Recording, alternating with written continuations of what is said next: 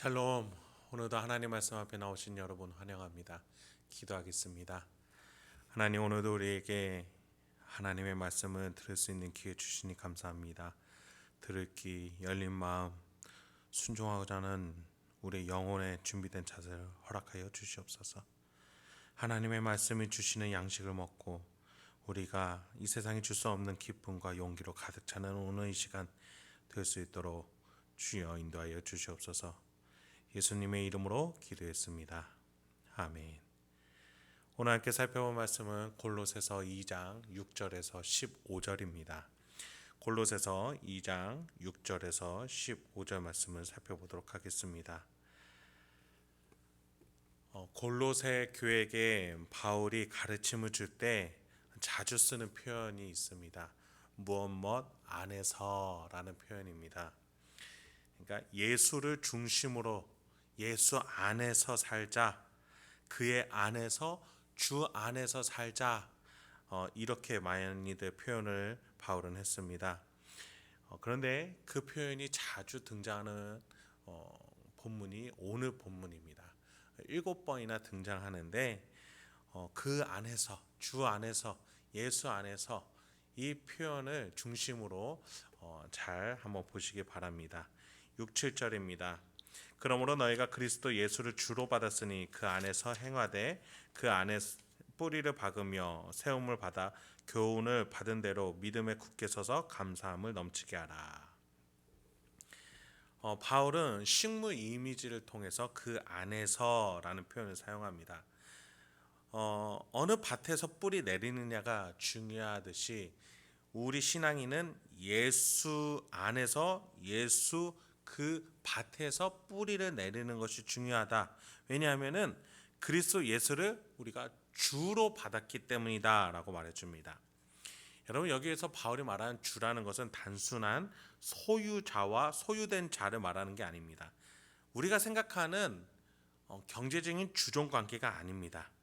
여기서 말하는 주인은 종의 생활, 가치, 명예 모두를 책임져 줍니다. 종의 가정과 후손의 미래까지를 책임져 주는 주인입니다. 그렇게 하지 못할 때에는 종을 자유인으로 풀어줘야 됩니다. 그런 점에서 예수 안에서 예수를 주인으로 섬기는 자는 예수의 교훈과 가르침을 신뢰하고 믿으며 함께 생활할 때 그의 인생과 가치와 생활 반경과 명예 모든 것들을 책임받게 된다는 것입니다. 그러면서 그 한 종이 성숙한 자로 세워짐을 받는다는 것이죠. 물론 우리가 살아가면서 예수 그리스도 안에 있지만 경제적으로, 정치적으로, 사회 교육을 통해서 영향력들을 많이 받게 됩니다. 그런데 지금 바울은 그것보다 더 근원적이고 원론적인 신비롭고 거룩한 밭을 얘기해주고 있는 겁니다. 세상이 줄 수 없는 예수만이 줄 수 있는 그 거룩한 안에 있어야 된다. 그래서 9절을 보니 그 안에는, 그리스도 안에는 신성의 모든 충만이 있는데 무엇으로 있다고 했습니까? 육체로 거하신다.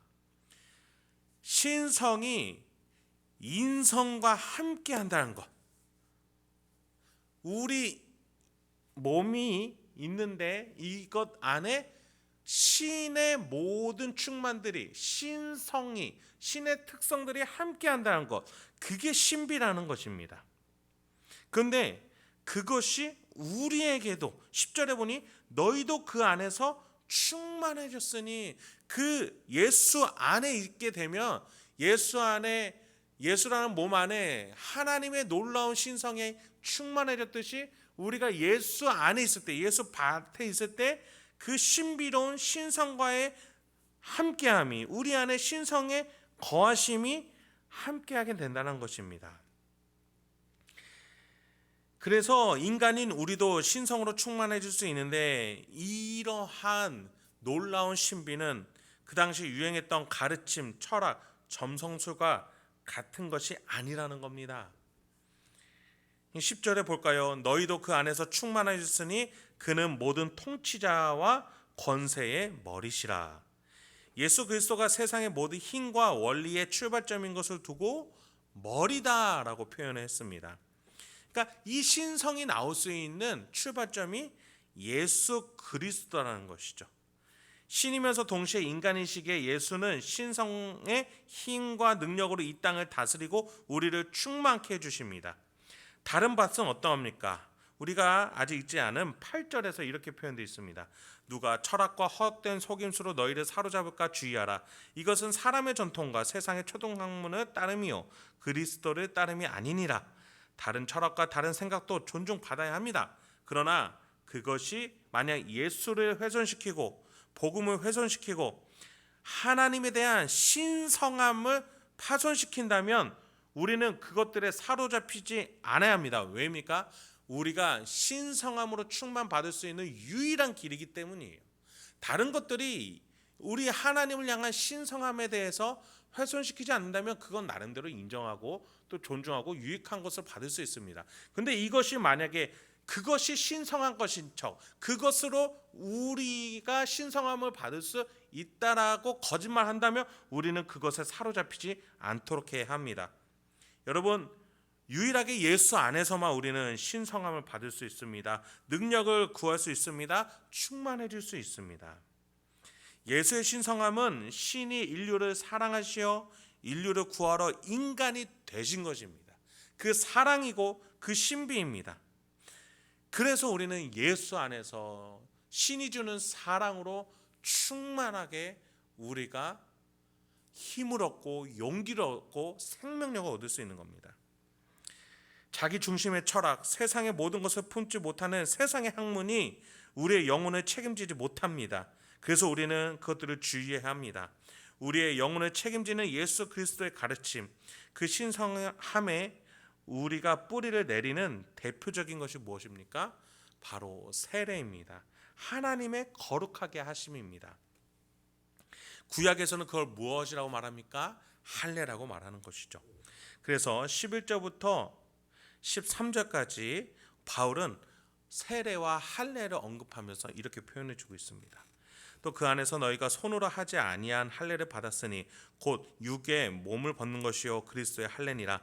너희가 세례로 그리스도와 함께 장사되고 또 죽은 자들 가운데서 그를 일으키신 하나님의 역사를 믿음으로 말미암아 그 안에서 함께 일으키심을 받았느니라.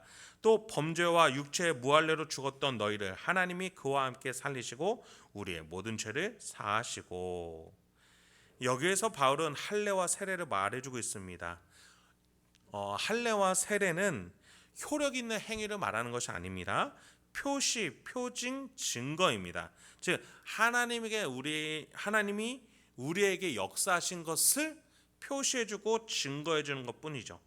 마치 신분증은 우리가 아니지만 우리를 표시해주는 것처럼 세례와 할례는 죄 씻음, 거룩하게 함, 구원의 자체로 효력은 없지만 그것을 표시해준다는 겁니다. 11절에 보니까 육의 몸을 벗는 것이 그리스도의 할례다라고 말합니다. 여러분, 할례는 살을 자르는 행위를 말합니다. 하나님의 약속이 크냐, 육신이 받는 영향이 크냐, 하나님의 약속이 인간에게 더 영향력이 있다는 겁니다. 그래서 인간은 육신을 먹고 자는 고심으로 살아갈 것이 아니라 하나님의 약속을 믿으면서 살아가라는 겁니다. 그런데 그것은 손으로 한 구약의 할례가 아니라 예수님이 자신의 살을 떼어서 십자가에서 죽으신 그 그리스도의 할례를 말하는 겁니다. 예수가 죄로 육신의 살을 떼었으니 우리는 더 이상 하나님의 약속을 표시하기 위해 육신의 살을 뗄 필요도 없고 또 우리 육신이 십자가에서 죄로 죽기 위해 살을 뗄 필요도 없습니다. 예수님이 그 십자가 안에서 다 하셨기 때문에 우리는 그리스도 안에, 좀 더 자세히 말하자면 십자가 안에 들어갔을 때 우리는 육의 몸, 죄의 몸을 벗을 수 있게 된다는 겁니다. 12절에 세례로 그리스도와 함께 장사되고 일으키심을 받는다라고 말합니다. 세례를 물로 주는 이유는 뭡니까? 더러운 몸이 물로 깨끗함을 받듯이 예수님의 피로 우리 인생의 모든 죄 씻음들이, 우리의 모든 죄악들이 씻김을 받는다는 것을 표시하는 겁니다. 즉 예수와 우리는 피를 나누는 의형제가 되는 겁니다. 그래서 우리는 예수를 따라 죽고도 다시 부활합니다. 하나님의 약속으로 죽은 예수를 살리셨듯이 예수라는 밭 안에서 우리는 의형제가 되어서 우리도 함께 살리심을 받게 됩니다. 13절에서 바울은 범죄와 무할례로 죽었던 골로새인을 표현합니다. 그들에게 세례도 없었고 할례도 없었습니다. 그들은 범죄하였고 약속도 없는 자들이었습니다. 그러나 그 할례가 없어도 세례가 없어도 할례와 세례가 없는 것이 아니라 수정하겠습니다. 그들이 범죄하고 죄를 저지르고 할례라는 의식이라는 약속이 없을지라도 그리스도 예수 복음 안에 들어가게 된다면 그들은 그리스도 밭에 심겨져서 손으로 하지 아니하는 할례와 예수 그리스도로 믿음으로 받는 세례로 그들은 약속의 안에 참여하게 되고 그리스도 안에 참여하게 된다는 것입니다. 그래서 14, 15절에서 바울은 통쾌하게 우리에게 이런 고백을 해줍니다. 우리를 거스르고 불리하게 하는 법조문으로 쓴 증서를 지우시고 제하여 버리사 십자가에 못 박으시고 통치자들과 권세들을 무력화하여 드러내어 구경거리로 삼으시고 십자가로 그들을 이기셨느니라. 하나님의 약속도 없었고 범죄로 가득했던 골로새인이었습니다. 그런데 그들은 심판대에서 불리하게 하는 법 판결물만 있는 불리한 자들이었습니다. 그러나 예수 밭에 심겨짐과 동시에 예수님은 그들의 주인이 되어주셔서 그들이 받을 법 판결문 그 증서를 해결해 주시고 불태워 주셨습니다. 찢어버리셨습니다. 무효화시켜 주셨습니다. 왜냐하면 예수가 십자가에서 주인으로서 그 모든 책임들과 그 감당해야 될 벌들을 다 받으심으로 해결하시기 때문입니다. 그 때문에 골로새인들을 향해서 죄인이라고 정죄하였던 통치자들과 권세, 즉 사단마귀 권세는 더 이상 공격할 수 있는 명분이 없어지게 됐습니다. 마침내 나중에 그들은 저 심판대 앞에서 골로새인들을 향해서 입을 꼭 다문 채로 입 뻥끗 하지 못한 채로 벙어리 신세가 되어 결국에는 구경거리 조롱거리가 될 것이라고 바울은 말해주고 있습니다. 여러분, 이 골로새인이 누구입니까? 바로 우리입니다. 우리는 유대인도 아니고 예수님을 직접 만난 분도 아닙니다. 우리는 하나님으로부터 직접 음성을 듣고 또 율법을 받은 존재들도 아닙니다. 우리는 이방인이었고 하나님의 약속이 없는 하나님의 선택된 민족이 아니었습니다. 그러나 하나님께서는 하나님의 사랑을 우리에게 표현하시고 계시하시기 위해서 예수 그리스도를 이 땅에 보내셨고 그 복음을 듣고 하나님을 향한 그 섭리를 믿고 따르기로 하는 겸손한 모든 자들에게 하나님은 이 밭에 심겨질 수 있는 은혜를 허락해 주신 것이죠. 이게 얼마나 놀라운 감사한 은혜입니까? 그 당시에 많은 점성술과 거짓 가르침이 퍼져 있고 유행했던, 그래서 교회 안으로 침투했던 그 골로새 교인들의 어려움 속에서 바울은 말합니다. 예수 안에서. 여러분, 그렇습니다. 하나님의 사랑이 예수로 표현됐습니다. 예수님의 사랑이 십자가로 표현됐습니다. 성령 하나님은 그 십자가를 증거해 주고 계십니다. 여러분, 우리가 그 예수 안에서, 그 십자가 안에서 우리의 죄된 육신을 다 벗어버릴 수 있고 우리의 모든 근심과 걱정과 이 세상의 모든 아픔들을 다 해결할 수 있음을 믿음으로 고백하면서 그 십자가에서 그 예수님의 사랑을 믿고 우리가 새 사람이 되었노라고, 죄와 사망아 어디 있느냐, 네가 쏘는 것이 어디 있느냐 외치며 당당하게 이 세상을 살아갈 수 있는 줄 믿습니다. 여전히 여러분 앞에 있는 문제와 근심 걱정, 그 십자가 아래에서 믿음을 가지고 하나님이 함께 계시고 책임지고 계신다는 그 사실을 믿으면서 오늘 하루도 그 사랑 안에서, 예수 안에서 풍성하시고 풍요하신 오늘 하루가 되시기 주님의 이름으로 축원드립니다. 함께 기도하도록 하겠습니다. 하나님, 오늘도 우리에게 귀한 은혜 허락해 주시니 감사합니다.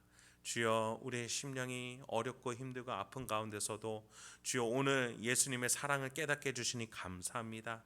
그 예수님의 사랑, 그 예수님 안에서 우리는 행복하고 풍요하고 사랑을 누릴 수 있는 줄 믿습니다. 주여, 오늘 하루도 많은 어려움과 근심과 걱정이 있는 우리 성도님들, 그 현장 속에서 더 크신 예수님의 사랑, 더 크신 예수님의 보호, 더 크신 예수님의 인도하심을 깨닫게 해주시고 그 길 속에서도 감사와 사랑을 잊지 아니하고 찬양하며 오늘 하루도 풍요하게 살아가실 수 있도록 도와주시고 인도하여 주시옵소서. 이 모든 말씀 예수님의 이름으로 기도했습니다. 아멘.